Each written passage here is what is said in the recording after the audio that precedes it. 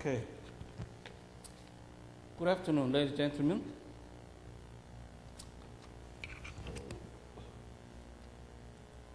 As usual, I prepared printout to cover this class discussion. So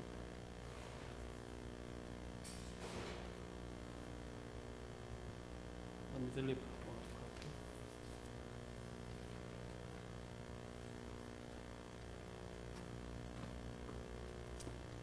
And you see in the projection the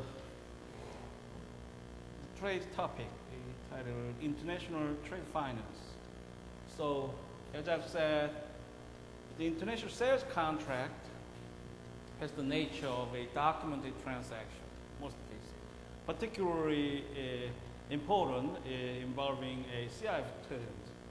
So the shipping document is critical to deliver the goods in symbolic hypothesis structure. You see some greater assumption to penetrate transaction.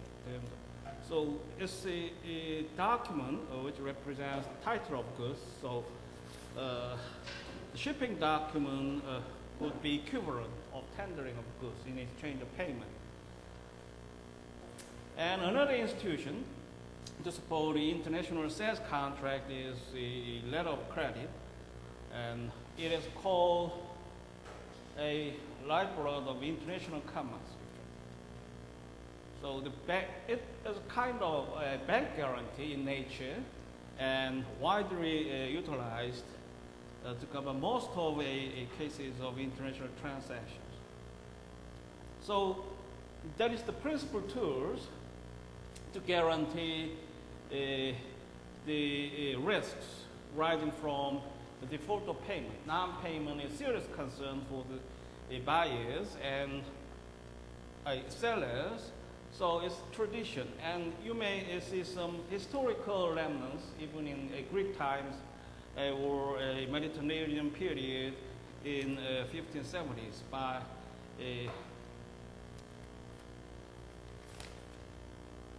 historical fact. And also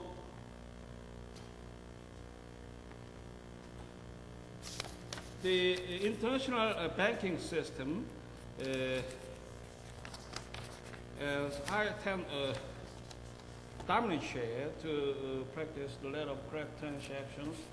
And you see later in the case, it offers a kind of a standard to find the laws pertinent to this area of law. So International Banking Commission's guideline may offer some strength that the jurists may find the avenue to deliver a substantive justice in this area. And you see the non-payment is now insured by bank guarantee, and many distinctive players would be noticed in legal terms. So a beneficiary, for example, who is a beneficiary? The seller, in the dimension of a letter of credit transaction, would be called a beneficiary. What is very similar, you see in class of civil law, the third-party beneficiary, since the contract is independent from underlying transactions. So should be distinguished. For example, I introduced the independence principle. You see later a facial compliance rule or strict compliance rule in examining the presented documents by a paying bank or other intermediary bank. So distinct rules or principles should operate. It should operate, not could operate, since it is required as a matter of law. And so U-ship is a principal form of a code, which is not exactly the hard law, as I've said, a soft law enacted by International Chamber of Commerce. However, by ways of references, in dominant practice of international banking system, it almost always be incorporated into the governing law to regulate the letter of credit transactions. So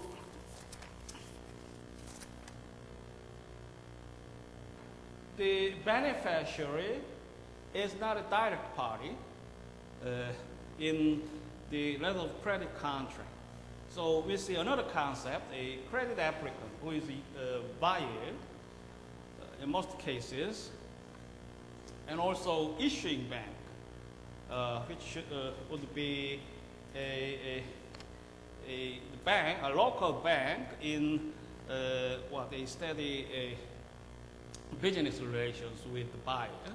So the applicant often fill out the applications, letter of credit applications, and he specifies his wishes and of course reduced in terms and conditions which would be incorporated in to the letter of credit, finally. And you see in the context the guidelines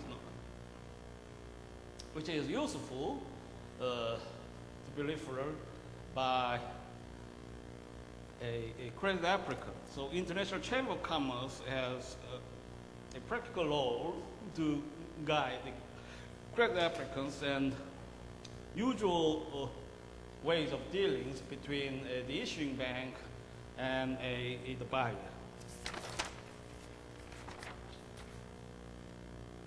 So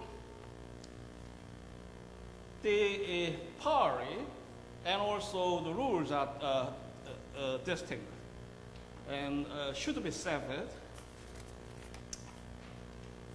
from any claims of underlying contract. And other actors involved in a letter of credit transaction would be in scope. For example, advising bank. What is an advising bank? It is a bank in the beneficiary's country through which the issuing bank communicates the credit to the beneficiary, sometimes referred to as the correspondent bank. So this bank has a duty to notice the fact of issuance and the terms and conditions which is in review in comparison with the terms of conditions the parties agreed. So the duty of this bank is not extensive, and the conforming bank would differ in critical point of a legal considerations. That the conforming bank is responsible, same as a issuing bank. So the context will differ in your understanding. And also other concept would be nominating bank, for example, which is expected to pay to receive to present the document, shipping document, and pay the contract price as the parties agreed. If bank is nominated specifically, then the seller is responsible to present the shipping document to that specified bank. Only in that case, the presentation of shipment may satisfy the legal requirement. For example, it is a critical line whether the presentation of shipment is presented is made within the specified period of time borne by the letter of credit. So the party may negotiate it out of bank than the negotiating bank, but it has no legal effect. In that other negotiating bank, the time period may be irrespective. However, the time to reach nominating bank may breach the specified time requirement. Then the claim would be dishonored permissibly. So the kind of point you have a different concept about laws. And also, you may have other concept, for example, which is practical to finance the sellers. For example, factoring. What is factoring? And forfeiting. Factoring is one way the seller may draw the gap in time in the purpose of financing a seller. So the kind of export receivables may be restored earlier by being paid if he utilized this factoring institutions. So the export receivables may be paid earlier at a discount. However, you see, it is important to discount the price since it is the source of income for the negotiating bank. So it is kind of a trade concept for the involved banks and the sellers, and one way to finance the sellers' export trade. If the context is extended in time, so as you see, a long-term credit may be extended by ways of forfeiting. The system operates in basically the same as a factoring. However, it differs in the context of its involved terms. So the use of draft or promissory note given by the purchaser to the exporter to obtain non-recourse financing. The terms are negotiated in advance so that the exporter is assured of payment before shipping the goods. The importer assumes the costs of discounting the note or draft. So it is used in long-term financing. And other practices, which is limited in the context of an international rate. And however, it is often used in Korea, what we call Red Cross financing. It is to finance the seller by offering the part of a contract price in advance before tendering of a shipping document. So it plays to be purported to support the seller, which is capable in some aspect, but rather lacks the requisite funds to address the business needs. So, in strict sense, it is not a typical form of a letter of credit. So the essential aspect we find in the letter of credit transaction would lie in exchange, so mutually, upon presentation of shipping document of a contract price. That strand is lacking in this context of a bargaining transaction. The seller exporter is allowed to receive an advance on the letter of credit prior to presenting the required documents. The red cross represents a form of unsecured financing offered by the purchaser to a trusted exporter.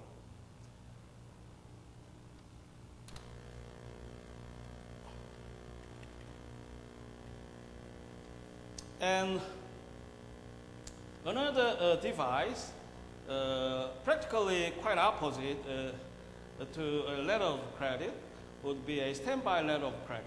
This standby letter of credit was developed in the theory in the jurisdiction of the United States to respond with the corporate ability restriction. So now the bank, in the purpose of to guarantee other types of a creditor's obligation, is to be enabled by this very instrumentality. What is a standby letter of credit? The regular letter of credit would be excluded from this ambit. So what is the rest of obligations we often find in the international transaction? So suppose the seller may not perform as agreed. So they may tender a defaulted goods, a non-conforming goods, or they would commit a fraud by relying on some frauded documents. So the shipping document may be secured in conspiracy with the transporters in some cases without actually shipping the goods. So it is kind of a fraud, and occasionally it be perpetrated in some country. Then it should pose a serious challenge to the buyer. So the buyer wishes to be guaranteed against this kind of risks. So the buyer's expectations to be performed, for the contract to be performed in a full compliance with terms and conditions they agreed, may be ensured by this device. So the loss of damages from non-performance of the seller may be compensated by banks which issues the standby letter of credit. And it also operates to ensure scope deaths arising from the international contract. And you see in the definitions of key letter of credit in the printout, for example, a transferable credit. And also introduced one pertinent article set forth in the Uniform Commercial Code, Article 5th. It provides the basic rules for letter of credit transaction within the United States.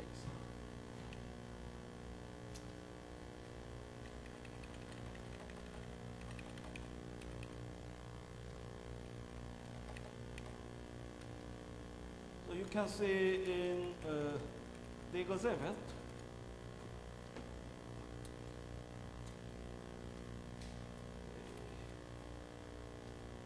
is definitions of key letter of credit finance terms, which is useful to have a bright line of understanding in this area of law. And in the projection, I've outlined several cases in pertinence with our discussion.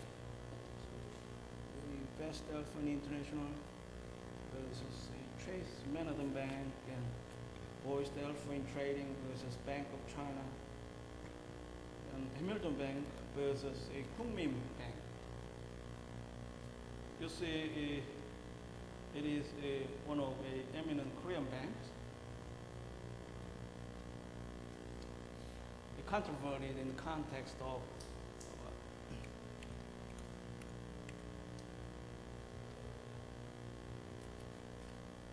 the 21 days rule in this area of law.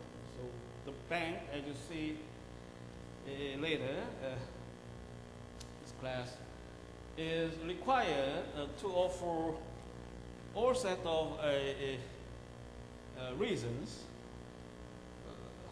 about what actually discrepancies or inconsistencies of a shipping document to the letter of credit terms. So it is mandatory to list all the reasons. Otherwise, it would not be entitled to any further claim about the missing points. The 21 days rule and the 7 days rule. In UCP, stipulates a 7 days rule for the notice of inconsistencies or discrepancies. And also in all cases, without exception, the claim should be settled in terms of examination of shipping document and notice of a default, and or resolution of contract by paying contract price. In any case, it is a stipulated time period the bank should respect. So the purpose in this rule, as you expect, is to facilitate the international transactions. So a expedient transaction is one of Polish point which could not be neglected. And in the first two cases, you see a very important aspect of rules in this area of law. For example, in West European Trading U.S. Court versus Bank of China, the court elucidated the banks must examine all documents stipulated in the letter of credit with reasonable care to ascertain whether they appear on their face to be in compliance with the terms and conditions of the letter of credit. And the rule is also upheld. The courts have taken three different approaches with respect to ascertaining whether documents produced by a beneficiary are in compliance with the letter of credit. What are those? You see in the middle of a court opinion, the mirror image rule comes first. So the strict compliance rule required by UCP may be interpreted in this light. So the shipping document must conform to the terms and conditions of letter of credit on a letter and letter. So it should bear exactly the terms and conditions of letter of credit. If the shipping document fails to meet this strict requirement, then the bank may legitimately deny the claims of a contract price. So the rejection to accept the shipping document is permissible in the purpose and interpretation of UCP. So as I've said, UCP would most always be a governing law in this transaction by way of references. And what is the next rule? The next rule, the court say it more plausible in the middle of the three perspectives. The third and second approaches employ a determination of harm standard that is too wieldy. So these rules would lead us to some of a priority toward the underlying transaction. That is not the concept in the letter of credit law. So it may be seen to contravene the most grounds that the letter of credit rules would be emphasized on. So the bank may be more generous if it applies this kind of rule. So it contradicts in scope. However, we may dispense the contract price. It would not harm any involved parties in the assessment of a bank official, or they consider it permissible. So it is quite opposite in spectrum against the mirror image rule.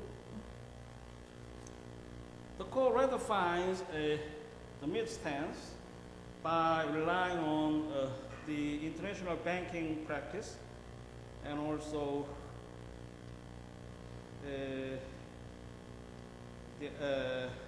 invoking Article 17A of the UCP, which means, which provides that the whole of documents must obviously relate to the same transaction.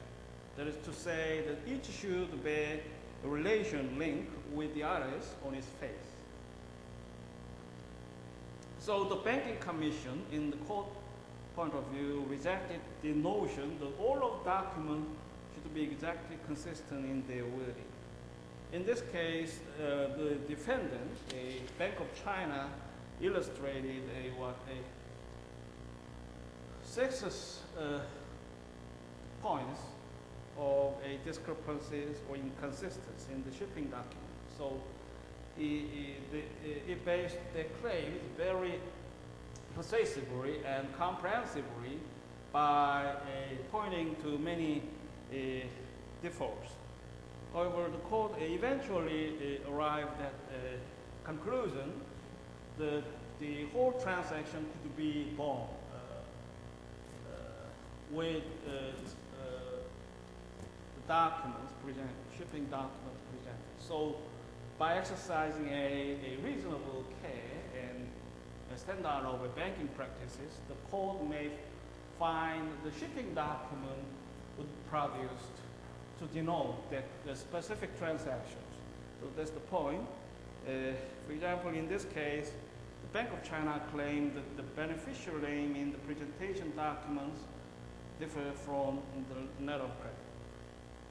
And what is the second point about the Bank of China pointed out that the set of originals of the bill of lading should have all been stamped original rather than original, duplicate, and triplicate. So it is rather unusual to see the context this aspect of documents. Often we see various denomination according to each specific document. So original, duplicate, and triplicate are often witnesses in this kind of transaction. The Bank of China failed to see that context. However, so the reason is very strong. The shipping document may be frauded, falsified to others. How do you see it? However, the court seeing different that would not obstruct the finding that the shipping document is in comport and integrity with the whole whole context of sales. Third point, the Bank of China claimed the failure to stamp the packing list documents as original was a discrepancy. What is the called basis to reject this document? Again, these documents are clearly originals on their face. There are three slight differing signatures in blue. There was no requirement in the letter of credit or the UCP 500. The original documents be marked as such. The ICC's published statement on the issue is the banks treat as original any document that appears to be hand-signed by the issuer of the document. International Chamber of Commerce and Common on Banking Technique and Practice, the determination of original documents in the context of UCP, sub-article 20B, July 12th. So the failure to mark obvious originals is not a discrepancy. In this case, we see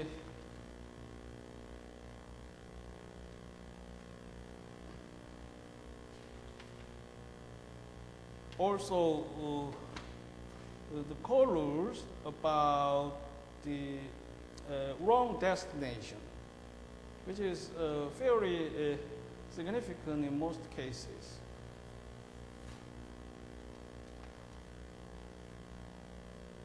As you see in the printout, transaction occurred on June 23rd, 1995. So, what a Shanghai Foreign Trade Corporation party involved in the underlying transaction. Plaintiff in this case, seller of a U.S. corporation, Forest Alpine.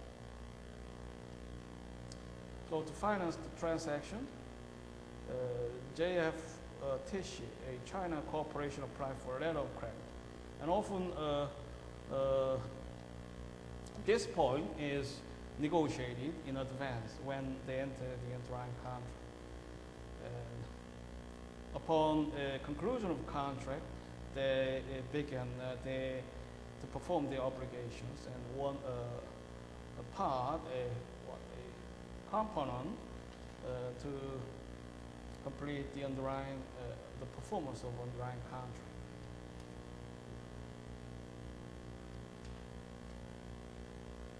So the letter of credit provides payment to Vostell Alpine once the goods has been shipped to Shangjiagang, China, and Forest Alpine had presented the requisite paperwork to the Bank of China as described in the letter of credit. So the letter of credit was issued by the Bank of China on July 6th, 1995. So Forest Alpine's name was listed as Forest Alpine USA, who would be a beneficiary.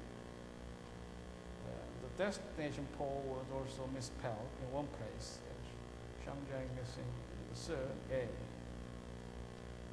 So the strict compliance rule does not mean the both set of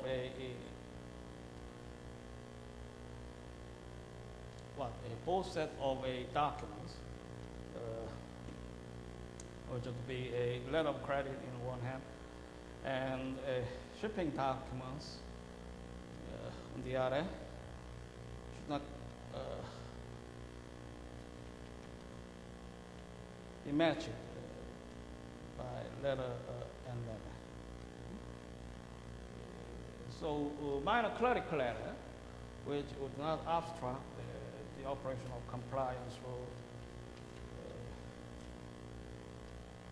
nor for the basis to reject the shipping documents. So a bank is required to pay the contract price in the case, as I've said.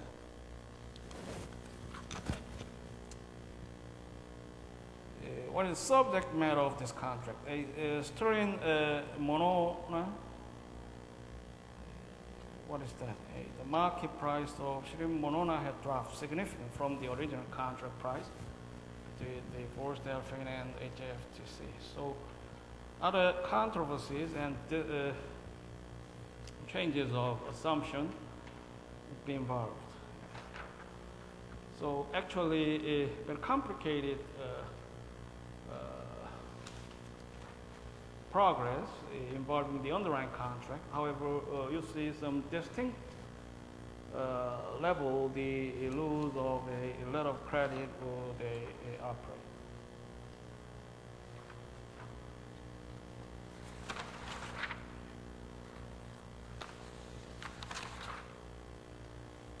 And also in the first case, you see another important rule to your awareness. In this case, the same corporation involved in transaction and also featured as plaintiff, and the defendant, the Chase Manhattan Bank. It is decided in 1983 in the federal court. So, what is the fact pattern in this case? Metal Scrap Trading Corporation is an agency of the Indian government that have contracted to buy 7,000 tons of scrap steel from Voest-Delphin International Corporation, trading a subsidiary of an Austrian company.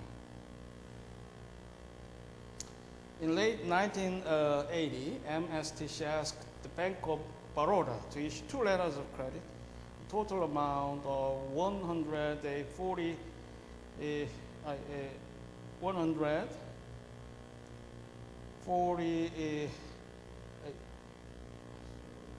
1 million, sorry, $415,000, and one for $810,000, and the other $604,000 to Voest to issue payment for the sale. So 3 pieces of letter of credit was issued. The credit was expressly made subject to the uniform customs and practice of document credits. The parties originally contemplated the Chase Manhattan Bank would serve as an advising bank in the transaction. As such, Chase was to review documents submitted by Voest in connection with its draft for a payment. Amendments to the letter of credit create Chase's responsibilities and changed its status to that of a conforming bank, independently obligated on the credit to the extent of its conformation. So the conformation was attached eventually by Chase. Often the advising bank is a promising candidate to become a conforming bank. So if whether the conformation would be attached also determined in advance, or in some limited cases later upon the conclusion of an underlying contract. And the guarantee would be enhanced in duplication on a issuing bank and a conforming one. The terms and conditions of credit require proof of shipment, evidence by clear on-board bills of lading, certificates of inspection indicating date of shipment, and weight certificates issued by an independent inspector. Sometime between February 2nd and February 6th, the cargo was partially loaded aboard the M&A at New Haven. Unfortunately, the Etra never set sail for India. A mutiny by ship's crew disabled the ship and rendered it unseaworthy. The scrap steel was later sold to another buyer for slightly over $500,000, nearly $1 million less than the original contract price. So, some unforeseen event actually barred the transportation of goods, and the goods were sold to other source, a third party. So the subject matter of contract was not delivered to the buyer. In this case, Indian government. For some reasons, the shipping document, however, was presented to context of claiming the contract price. The negotiating bank, and also in this case, the issuing bank, Bank of Badra, apparently looked at the documents with more care than Chase. He promptly advised Chase that the documents did not comply with the requirements of the letter of credit, that it would therefore not honor the drafts, and they would hold the documents at Chase's disposal. So Chase may dispense their funds in bail for a letter of credit transaction in exchange of a shipping documents. I'm not sure about the context, or they may pay the contract price to the plaintiff, Voiced Elephant International in this case. So he now seek reimbursement from the negotiating bank. However, you see the substantial aspect of this case, which developed in very other ways, kind of burglaries, if to claim the contract price, if we see the whole aspect as a reasonable bystander. However, actually the transaction has complications on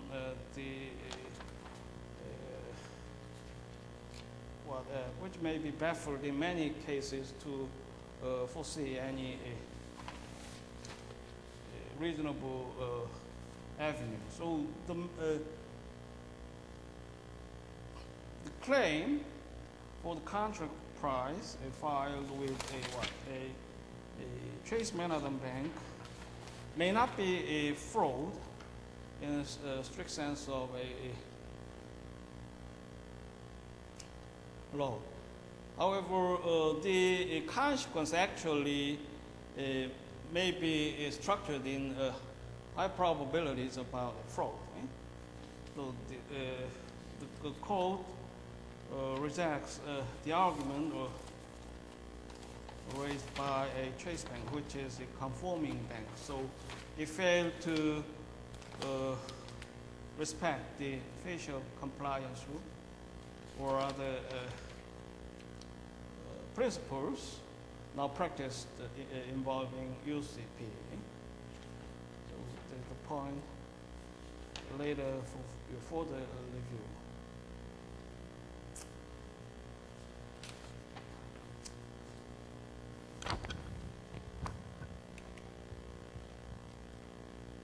And also you see in the projection the copy bearing a confirmation letter titled Exhibit 11.2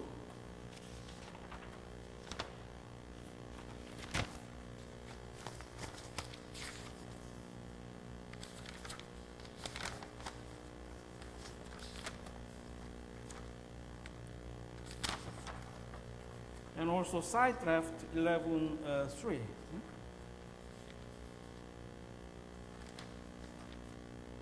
And the letter of credit transaction often progressed in this sequence, as you see in the printout, page 373. So you will now present it in black letters with important actors practically enabling the credit transaction. For example, who is customs broker? This agency acts on behalf of importer. So these actors often possess the competence to regard our import regulation and document they should require from the seller for import purposes. And also upon the issuance of letter of credit, it is forwarded by way of mail, telex, or SWIFT. SWIFT is often very popular ways of communicating the document, shipping documents, and as I've said, principal intermediary in terms of EDI, electronic data interchange, in this international commercial community. So by ways, it was communicated through the exporter's bank. And the exporting bank then advised the exporter that the letter of credit has been issued. If required, the exporter's bank may also conform the letter of credit to ensure that the letter of credit is to be conformed by a local bank. The exporter should negotiate clear language in the contract. And you now available about a sample language, a sample clause, which often appear in an irrevocable conformed letter of credit. Let's say the letter of credit is drawn in irrevocable form and be subject to the uniform customs and practice document credits, as published and updated from time to time by International Chamber of Commerce. The letter of credit must be advised through and conformed by bank located at the port of shipment acceptable to the seller. It must be payable at the countries of the conforming bank.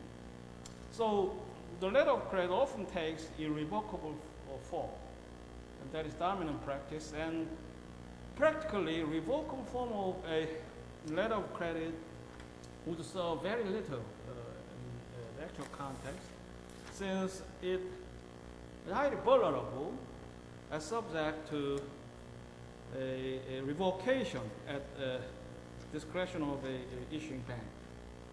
So the principal purpose to ensure against non-payment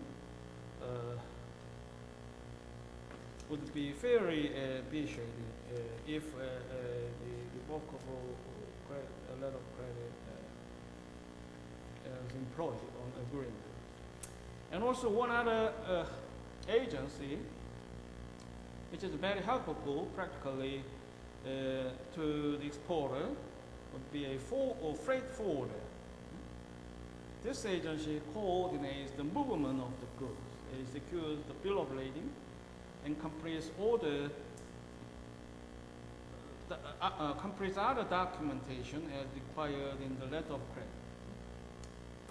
So the exporter may often employ this agency to serve technically and professionally his commercial needs. And in initiating a relationship with a freight forwarder, the exporter completes a power of attorney form. So the power of attorney allows the freight forwarder to complete documents in the name of the exporter. The form must be signed by an authorized signatory of the exporter and witness it. And as I've said, you see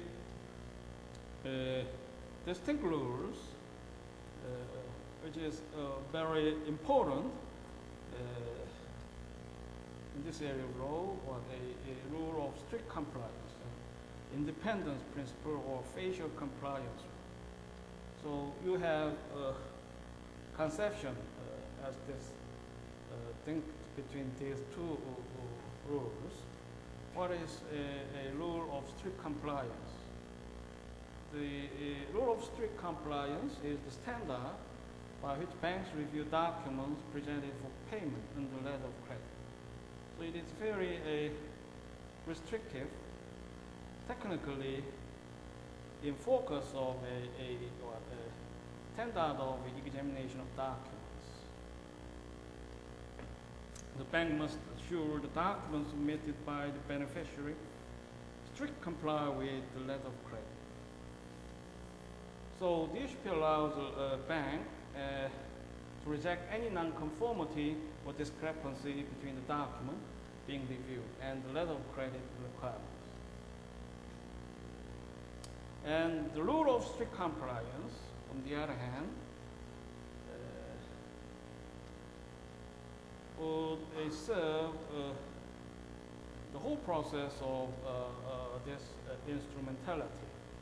So it should not be confused with the strict compliance rule. The independent principle or facial compliance rule in other aspects of operation refers to the principle that the bank's only obligation in a letter of credit transaction is to review documents.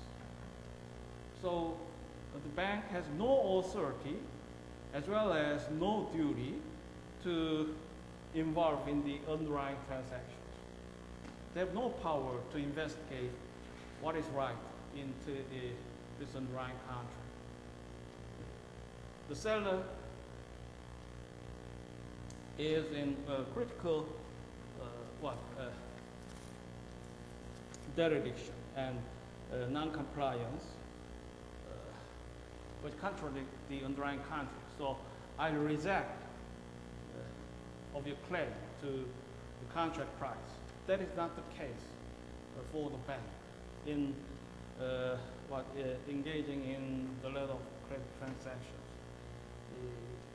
It should be focused independently on this specific dealings, the review documents. Reviewing documents and decide whether it is conforming or not, or what is my duty, is it right to pay or not.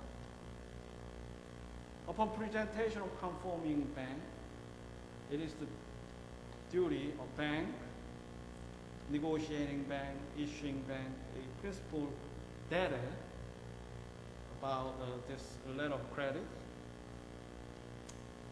to pay. If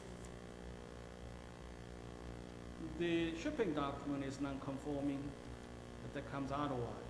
So it should not pay. If it advances to pay, then it breaches the contract between the credit applicants and the issuing bank.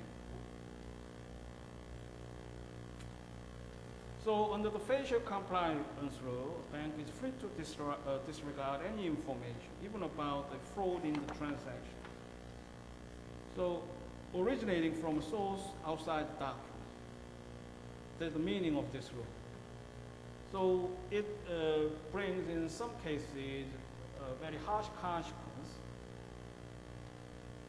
that the law should sustain a fraud, which is very fundamental and a contravening, and not assumed fundamentally by both parties. So there is some exception of rule to save these extreme circumstances. You see in the UCP articles and practices of a global jurisdiction. That was not specified in UCP. However, many jurists, national jurists, who devise the rule to counter fundamental injustice, weighing in the whole factors across the involved contract, underlying contract. For example, the Korean code would utilize the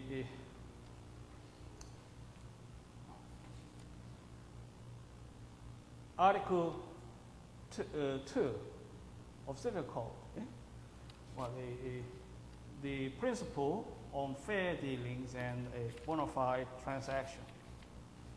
So, fundamental fraud would be waived. Even the independence rule may enforce. Also, American jurists may rely on UCC, Uniform Commercial Code, as I've said, the domestic code of commerce, commercial law in the United States. specifically in the purpose to address this challenge. However, that is not a rule and a fair exception.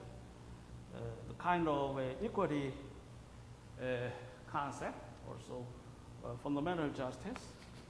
So then the independence principle may be legitimately outlawed by many national jurisdictions. UCP does not directly deal with this matter, the fundamental fraud.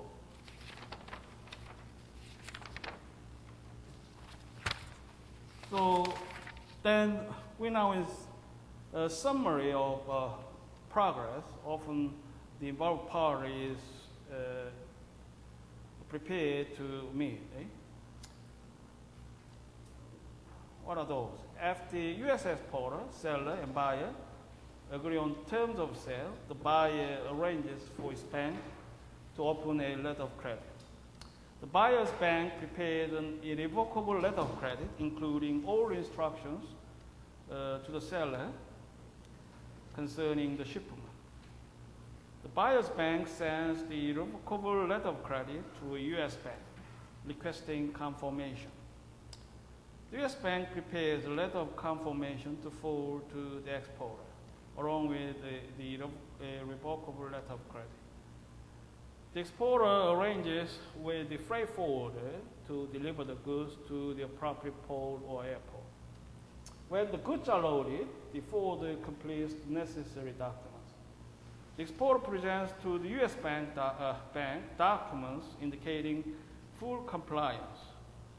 The bank reviews documents. If they are in order, the documents are emailed to the buyer's bank for review and transmitted to the buyer. The buyer gets the document that may be needed to claim the goods. The draft, which accompanies the letter of credit, is paid by the exporter's bank at the time specified, or may be discounted at an earlier date. So, this point diverges the context of U.S. exporters. If exporters are Korean form, that would come Shane instead of U.S., you see. And also, you are reminded of three important pieces of documents which often are required to be presented. Commercial invoice, an insurance certificate, and bill of lading. Particularly, the bill of lading is placed at the center of this transaction. As I've said, it represents the title of a goods, ownership. And on a case-by-case basis, a scope of other documents may be required upon stipulation of the parties in the underlying transaction. For example, an inspection certificate or a certificate of origin, a consul certificate. So the public regulation, as I've said earlier, may require the distinct set of pieces. Then it may be incorporated. And as I've said, the guideline laws published by ICC, International Chamber of Commerce, enables to see a helpful practical tip about a credit application. So they consider the guideline laws when they apply for the letter of credit, and often introduced by bank officials would be your partners, wrong business partners. And the rule of strict compliance rule has been subject to recent judicial criticism. So this does not mean, as I've said, the mirror image variance would be required. However, some code may go in that extreme way to abridge to obstruct a proper justice on the basis of substantial consideration. Of course, the purpose to exclude the substances and other underlying aspect of contract is to facilitate and the transactions. And that is the very point this instrumentality is expected to operate. And only being ensured by that separation, it could be said a lifeblood of a international transaction or commerce. However, going too further would betray the basic sensibilities of justice. So it needs to seek some point of a compromise, which should vastly tilt on the independence principle, however, to save some extremely unreasonable predicament if the court takes a strict stance. So judicial criticism may be found in one case, EHA Partners versus Broadway National Bank, and may be followed by many jurisdictions. The U.S. District Court for the Southern District of New York refused to excuse dishonor of a letter of credit when the bills of lading and invoices submitted to the issuing bank did not contain identical description of the goods. So the bank probably would argue the strict compliance, identical term should be borne. However, that would not reflect the proper justice of parties, although it may comply with the UCP requirement. Rather, the court held that the two descriptions were consistent and did not justify dishonor when the item numbers and quantity numbers stated on the bills of lading and invoices matching. So the key points in these deliberations would require the bank official to be a reasonable person and or a reasonable bystander about the transaction. So the judgment should be conscientious.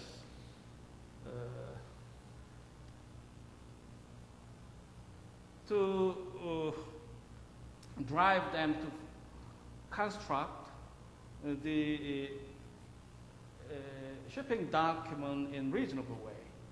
So reasonable calculation may support the whole shape of transaction understandable, then the bank official may release to some context from a strict compliance rule. So letter by letter consistencies are not the legal requirements arising from a strict compliance rule. 1 year later, in Creation's Con.ITL versus a Marshbank PLC, the same court held that an exception to the strict compliance rule occurs with respect to insignificant variations in documents, including when a word in document is clear despite a typographical error, or when the beneficiary provides only 5 copies rather than 60 copies of a required document. So the terms and conditions of letter of credit require 6 copies of document. However, the seller presented 5 copies. However, that lacking would obstruct the transactions of letter of credit, according to the court finding, you see. And the federal court's opinion involves the Elephant Trading Company versus Bank of China.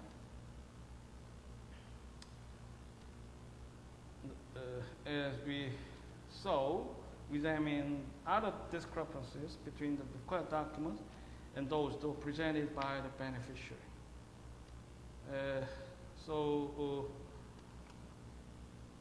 I suggest that the opinion elaborates upon alternatives to the strict compliance rule. So you see many points dealing with the strict compliance rule in more generous way may found in this case. So before the review be asked. And I also leads you to 21-day rule, as we have reviewed. Most international export transactions have a number of expiration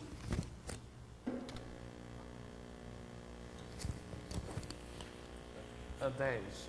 Initially, the beneficiary may submit the next documents before the expiration of the letter of credit. The UCP also provides another type of expiration date. The 21-day rule states the bill of lading and accompanying documents must be presented to the bank within 21 days from the procurement. If the exporter obtains the bill of lading and delays presentation past 21 days, then the letter of credit expires, even though the expiration date on the letter has not yet passed.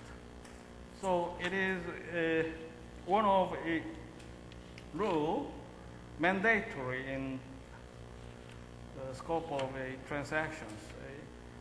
Within this period of time, the parties may have the exercise the leeway to be confined, which could be shorter, but not to be extended.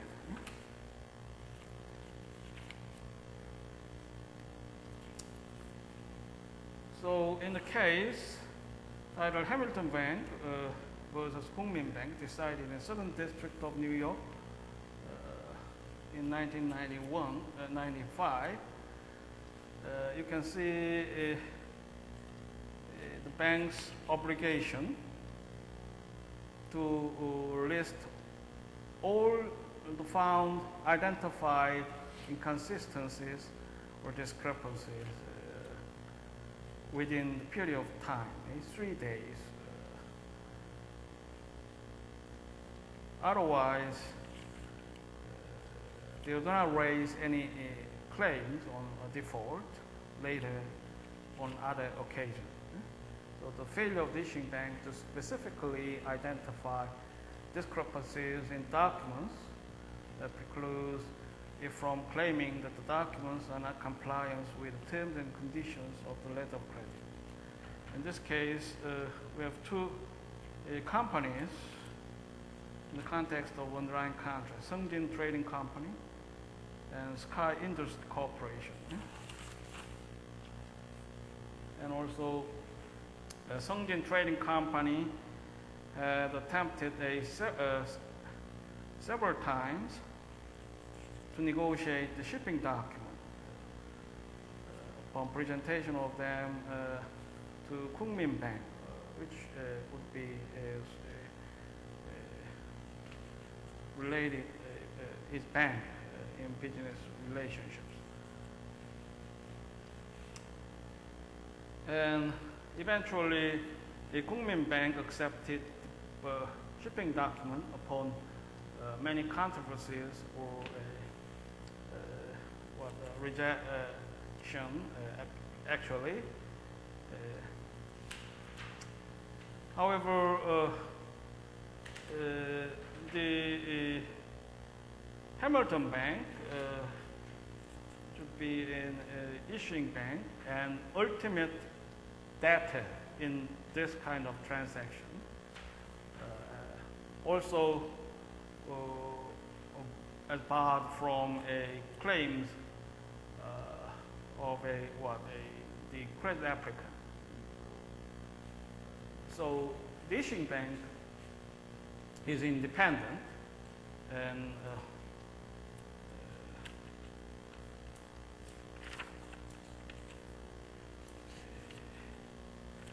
to be responsible for payment on the letter of credit terms and conditions. And he is also responsible to respect the credit application and contract concluded based on that application. So it is kind of a delegate to carry his responsibility in due care according to the international banking practices. Failure to meet the standard of care would not entitle the reimbursement from the credit applicant. So it should be very scrupulous to respond by reviewing the document and payment of a contract price. In this case, Hamilton Bank rejected to pay the contract price upon presentation of document from Kookmin Bank. The reason would lie in the absence of authenticated telex, whose point is actually disputed several times beforehand over Kookmin Bank and Pusan Bank. In this case, you see the context of underlying stories. So the point comes the exact same with the Pusan Bank and the Kookmin Bank. In any case, Kookmin Bank finally accepted the shipping document in the purpose to support the Korean exporters of that calculation was dishonored by Hamilton Bank based on the laws UCP Article 14 were raised to counter the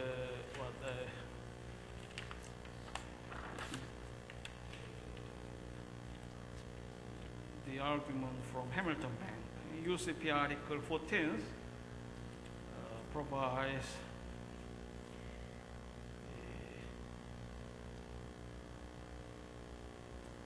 a distinct law titled Discrepant Documents and Notice. So on this rule, an issuing bank may refuse documents presented to it for the purpose drawing on a letter of credit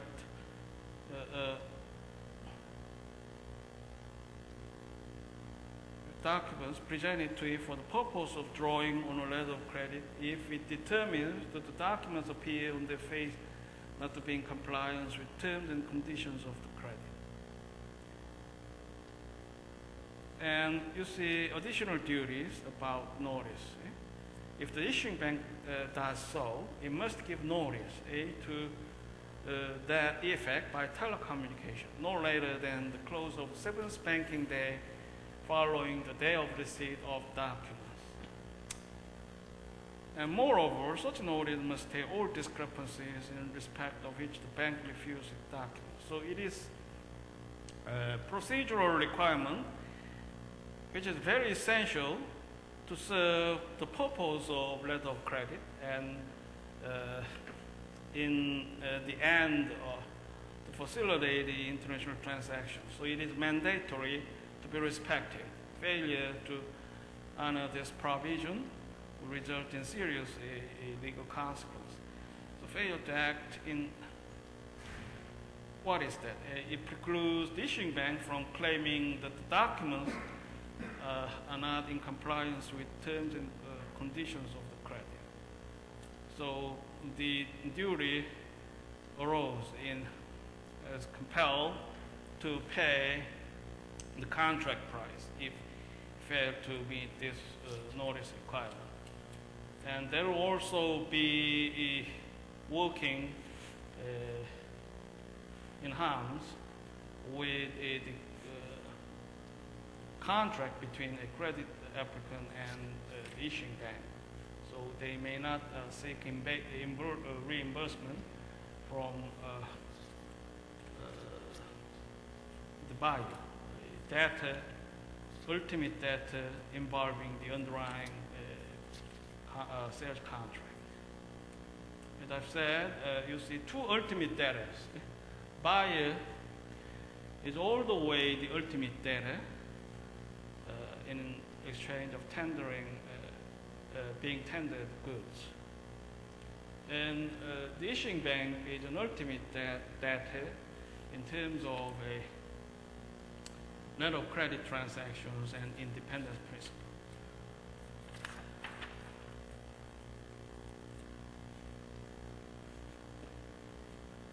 And the case also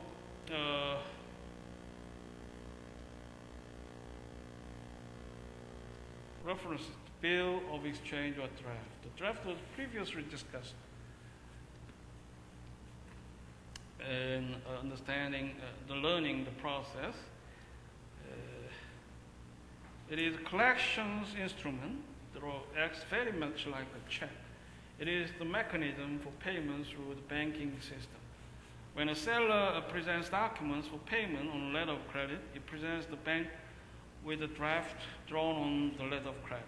The draft is an order to the drawer to pay. The difference between a draft and ordinary check is that in document draft, the seller acts as both the drawer and the pay. And in this concern, you see very important international norms,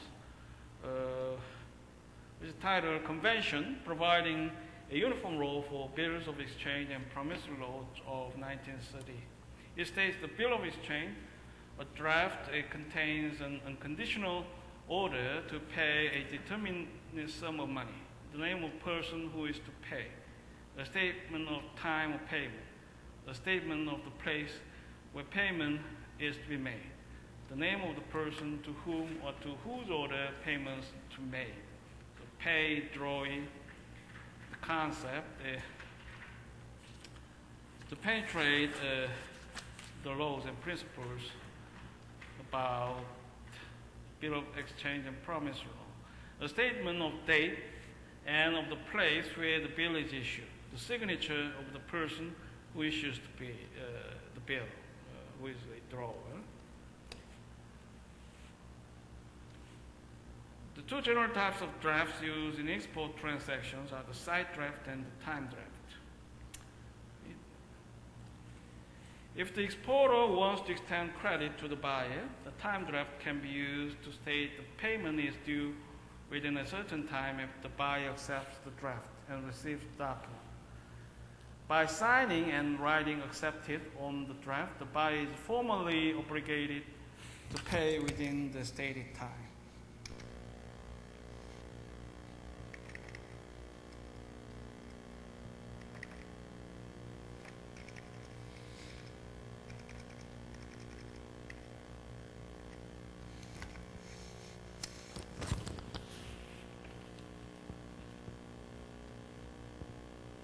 When this is done, the draft is called a trade acceptance and can be either kept by the exporter until maturity or sold to bank at a discount for immediate payment.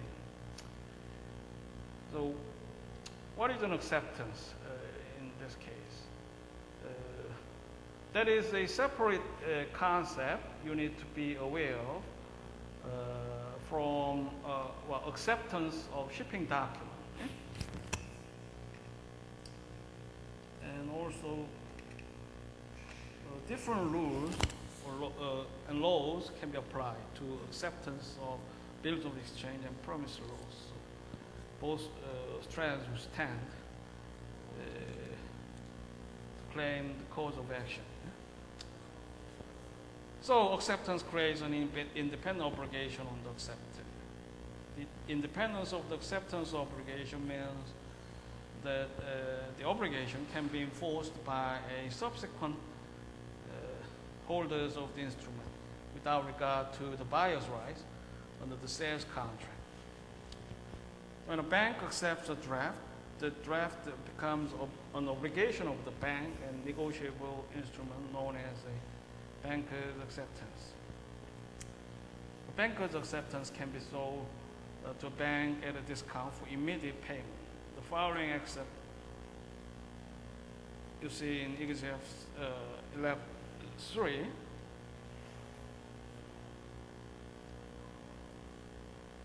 shows a side draft.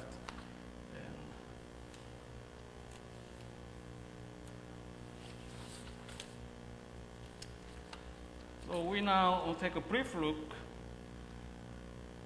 at a uniform customs practice of document credit, what is often called UCP, which is an international norm, and now it has reached the fifth version, what I call UCP 500. The UCP is a set of rules published by International Chamber of Commerce. The recent most compilation of which is UCP 500. The UCP applies to letters of credit used to guarantee payment to an exporter in a documented transaction. They also be used in conjunction with standby letters of credit used to guarantee a performance. So distinct rule was recently arranged to meet the standby letters of credit. UCP is incorporated in most international letter of credit transactions and norm regularly respected by international banking system. You see, and it is a kind of mandatory rules, not in a legal sense, but in dominant practices. And one point of controversy about what the law is that you introduced in early class, and the identity of discipline about international trade law. Is this law is legal positivism, for example, espoused by Austin or other scholars, would rather relegate this norm a kind of a lacking elements. However, a peer pressure or others may well compel to respect of this norm as law, so which entirely this discipline as one of the independent subjects, in the scholarly interest to others, some of the identity to our concern. So that is also raised in the context of CISG and Incoterms, and they cooperate to support the transactions of a commodity goods. So the point is the UCP is a dominant norm accepted by international banks, and non-incorporation means some of a suspicion leading to discredit or practical context of disadvantages in operation of bank, business operation of banks. So it is hardly conceivable if the banks may not incorporate a UCP into the letter of credit transactions. Banks have the duty to use reasonable care in examining documents for conformity to the requirements of the letter of credit. If the documents are in facial compliance, then the bank pays the beneficiary party through the letter of credit. The issuing bank must examine the documents within a reasonable time and notify the parties promptly of any nonconformity. The document must comply strictly with the requirements of the letter of credit. Banks are not liable for accepting forged or false documents. The letter of credit instructions of the account party should give precise details of documents required. So forged or false documents is one exception from an independence rule. This kind of worst situation would offer the basis to reject the documents. That is also the rule was now respected in UCC.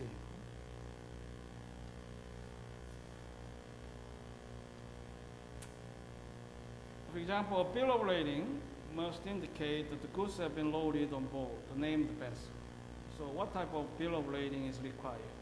It should be detailed when you prepare a credit application. Of course, there is a supportive rule absent any specific arrangement from the parties. However, it is better to detail. However, some acumen need to be exercised between extreme details and substantive waivers. So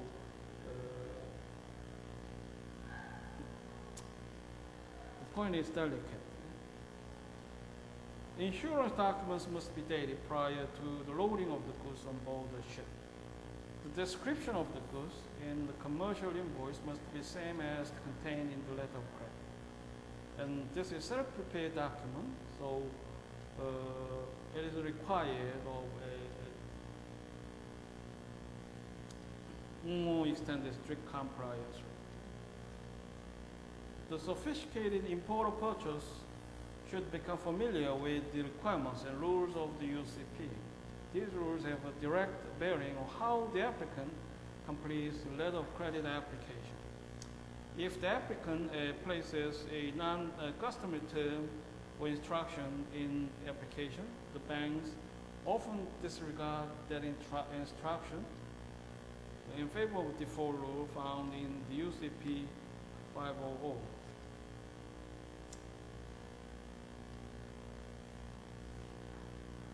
So in the printout, you now have a bright line rule, and of course a practical advice involving UCP 500 rules.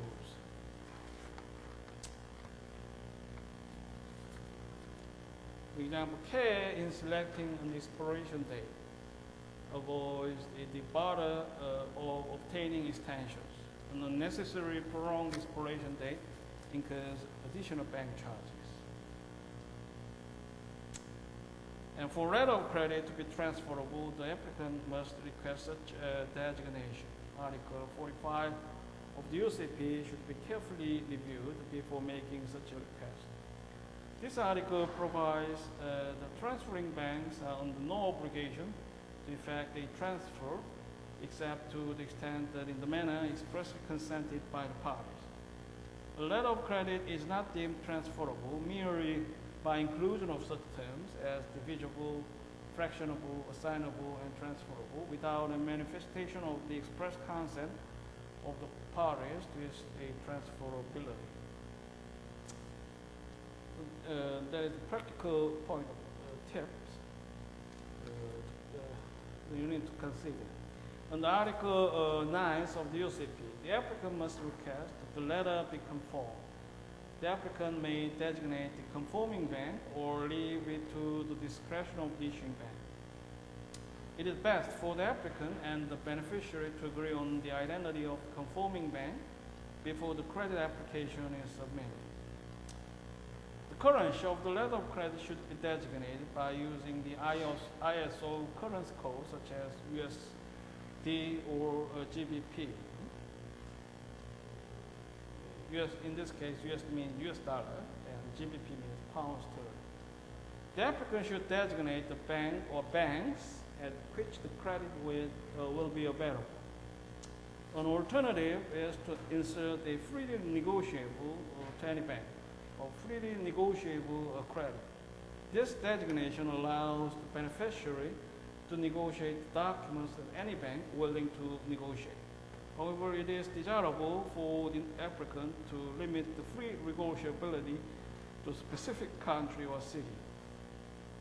So often, the practice is to nominate the negotiating bank specifically. The applicant should clearly instruct whether the credit will be made available for partial shipments. Partial shipments allowed or partial shipments not allowed. There is one wisdom to detail the credit application.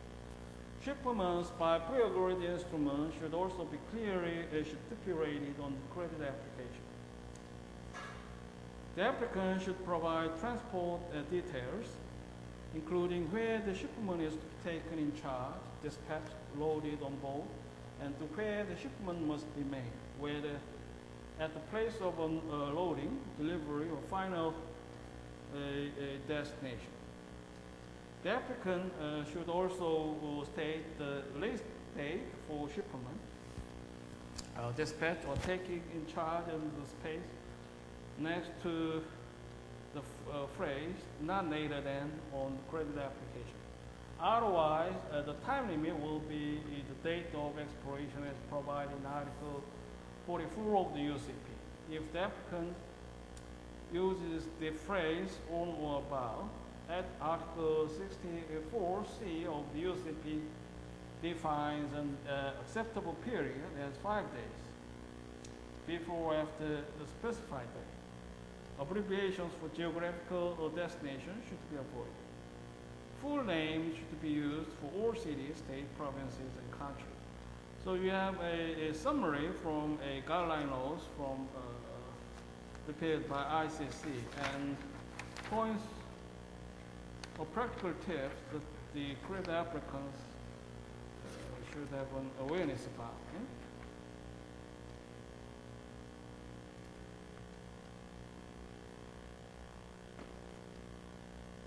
And you see on page 3887, the printout, 10 rules pertaining to international rules of credit.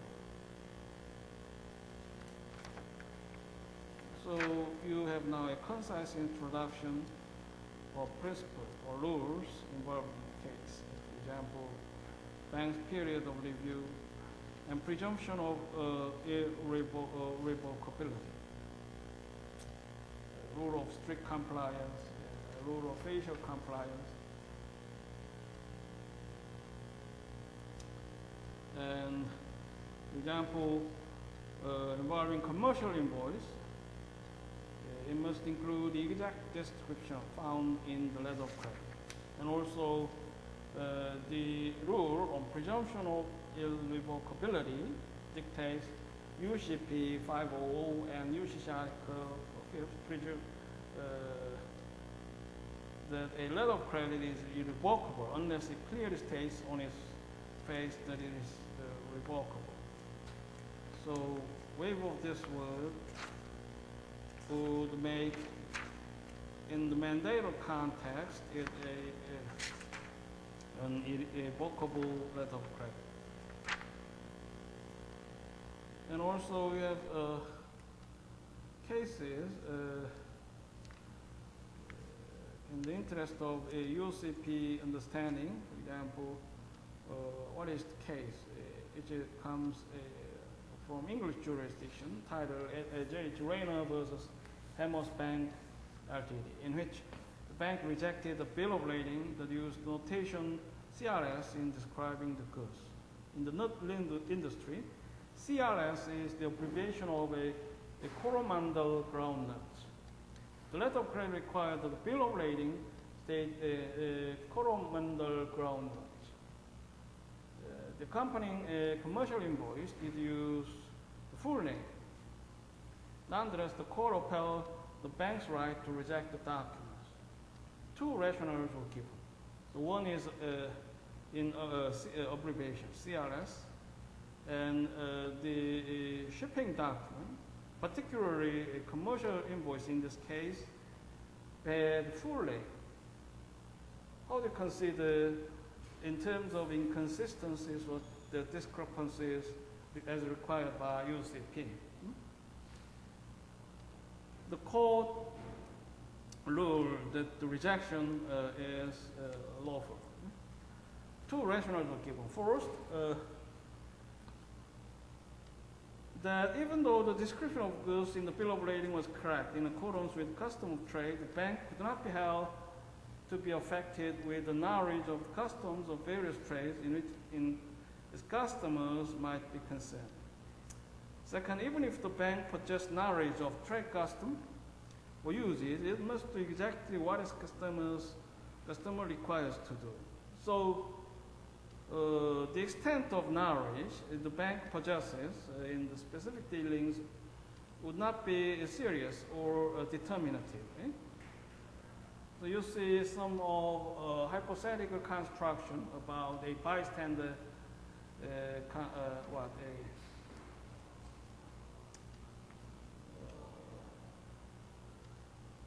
agencies or kind. There may be some unknown reason why the account party wants the documents to be detailed in a certain way. It is not for the bank to impose common sense to abrogate specific instructions in the letter of credit.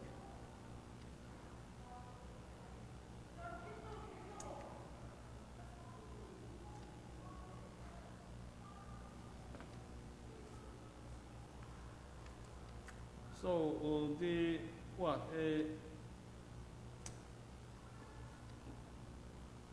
the language used in the shipping document is treated in delicacy and according to the distinct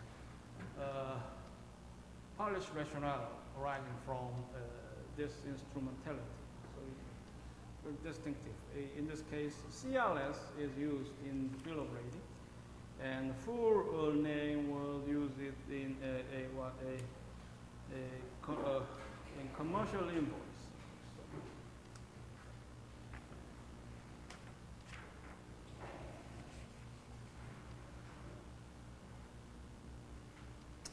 And involving the standby letters of credit,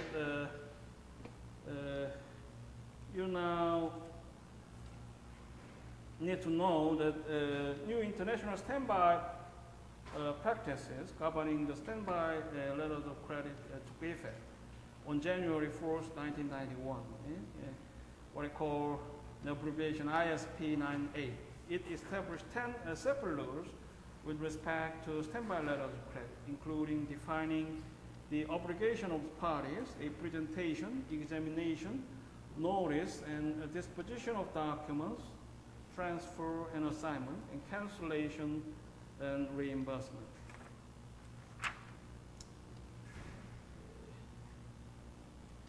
So, ITL Corporation versus Fourth National Bank of Boston. You see in the projection.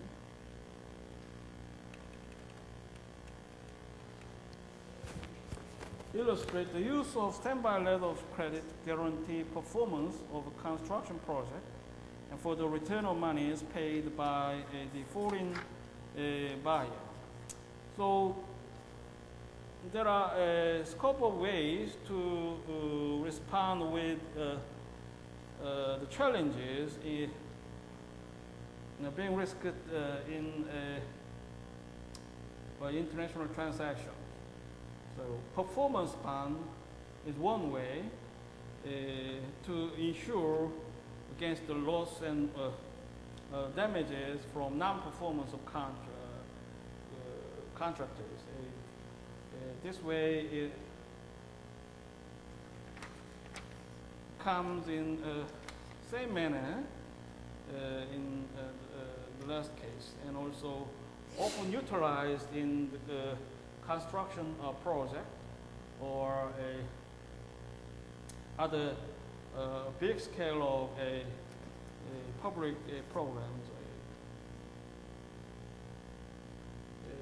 It is guaranteed from an insurance company to pay the insurer in case of default. It serves the same function as standby letter of credit. You also may hear of a bid bonds, and Korean government launched several big projects about the defense scheme, national defense scheme, and in the kind of context, bid bonds may be utilized to insure against the risk that the bidder may not honor its bid. These are usually required to bid on government procurement contracts. And what is a credit surety? It guarantees repayment to a bank or lender who finances an export transaction or development project.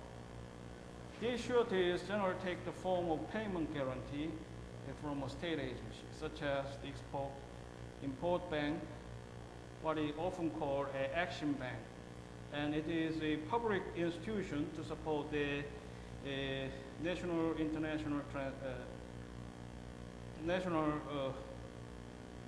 goal supporting export, import, and transactions. In some cases, the World Bank intervenes to play a role as a credit surety. And in this concern, one of the notable ways to deal is a bank guarantee or demand guarantee. It's a popular means of guaranteeing performance. And like the standby letter credit, the demand guarantee secures performance of non-monetary obligations. A demand guarantee is defined as any guarantee, bond, or other payment undertaken by a bank, insurance company, or other body or person, given in writing for the payment of money or presentation in conformity with terms of undertaking or written demand for payment and such other documents as may be specified in the guarantee. So the context of operation comes rather in similar context as letter of credit transaction. So independence principle also be endorsed in the purpose to support this instrumentality. The rules would be similar, but you may well perceive it rather a middle stance, a little weaker against the extent of independence principle entertained by letter of credit. It is the weak form of independence principle would pertain to this instrument, the demand guarantee. And ICC has published the uniform rules for demand guarantees, which has 28 articles addressing issues such as definitions, liabilities and responsibilities, demands, expiration, governing law, and jurisdiction. So to discourage unfair calls on demand guarantees, Article 20A, second of the uniform rules requires from the beneficiary a statement describing the way in which the principle is in breach of UNSTRA. So it requires at least a statement that the principal data is in breach of underlying contract. That's not the case for letter of credit transactions. So in the letter of credit transaction, you found an enhanced form of independence principle. It is mid-priced in its quality of strengths. And also, UNSTRA has also released this convention on independent letters of guarantee and standby credits. However, this convention has been adopted by only 6 states and has thus proven ineffective.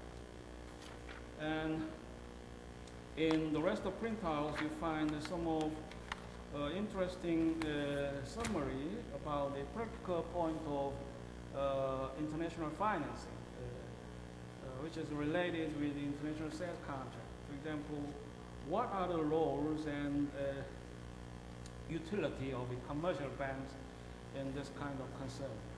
And how do you find other contexts of export financing? What are factoring and forfeiting means? And other varying kind of a device would be complemented to serve distinctive needs of involved parties. For example, Red Cross, advance and transferable credit, and back-to-back letter of credit. And finally, you now have some basic point to be introduced about government assistance program. In the context of United States, you see 3 pillars to practice government assistance for exporters and importers. What is the Foreign Corporation Insurance Agency? It was created in 1962 as an association of 50 insurance companies in conjunction with the Action Bank for the purpose of promoting U.S. exports through the extension of credit insurance. It became a private entity in 1992. FCA's principal is the Green American Insurance Company of Cincinnati, Ohio. The FCA offers numerous types of credit insurance policies with respect to exports. And how can we see the Great Law of Overseas Private Investment Corporation, what I call OPIC, is a U.S. government development agency formed in 1971. So it has the purpose to promote the private investment in foreign countries. So one way to address the predicament of a market, and also many countries now focus on this point. And other one of salient institution is Small Business Administration.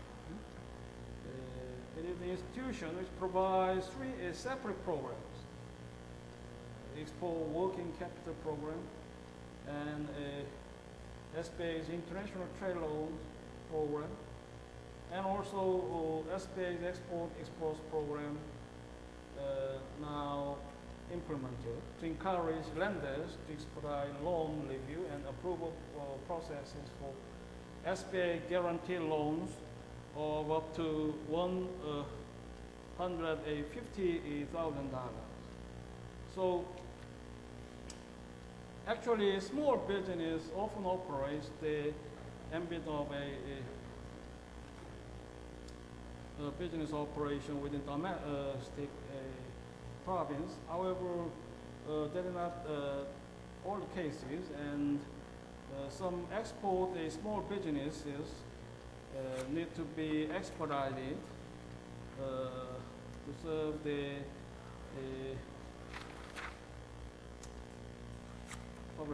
many public needs, particularly what is a postmodern context of business in economy. Now, is big industry saturated? What do you expect the rise of a small business in the United States context? Very interesting. Okay, any questions?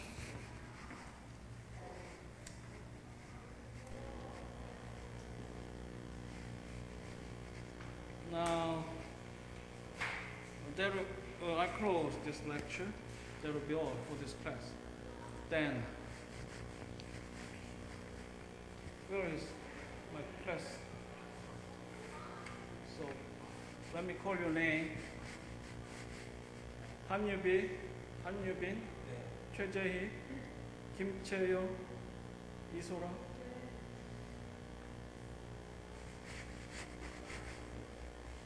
Student not called. See you in the next class. Thank you for your attention.